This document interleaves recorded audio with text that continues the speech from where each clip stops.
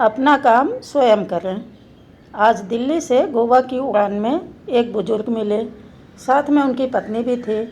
बुजुर्ग की उम्र करीब 80 साल रही होगी।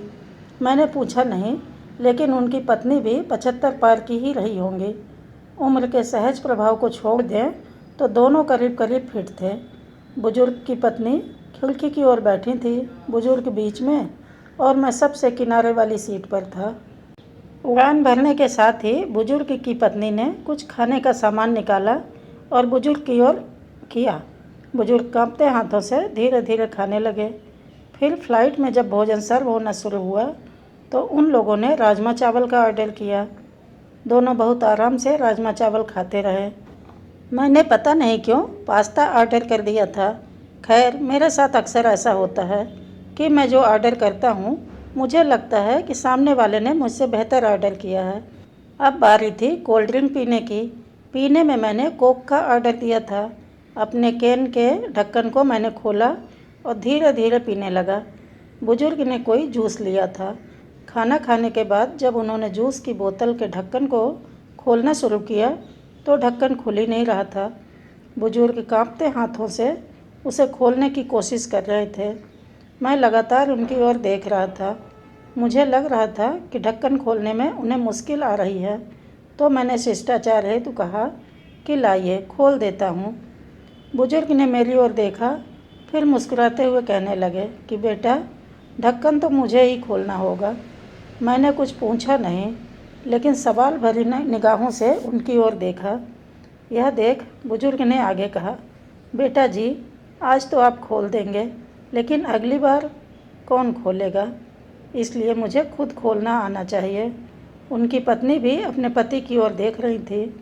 जूस की बोतल का ढक्कन उनसे अभी भी नहीं खुला था, पर वो बुजुर्ग लगे रहे और बहुत बार कोशिश करके उन्होंने ढक्कन खोल ही दिया।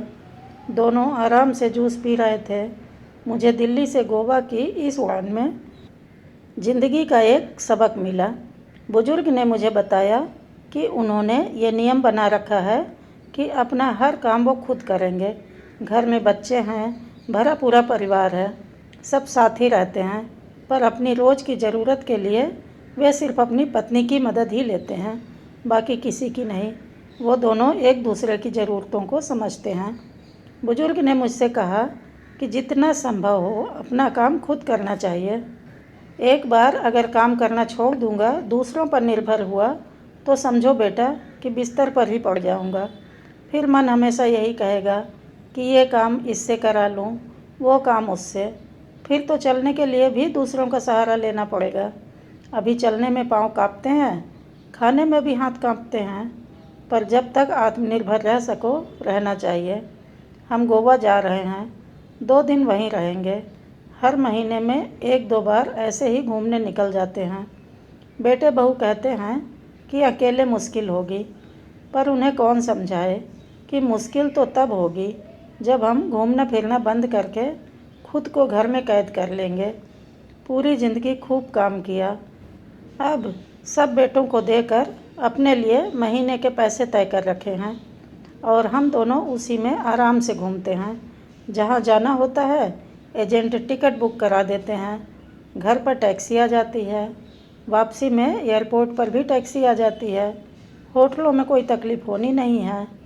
फ्रेंड्स, अच्छी अच्छी कहानियाँ सुनना और सुनाना मेरा शौक़ है।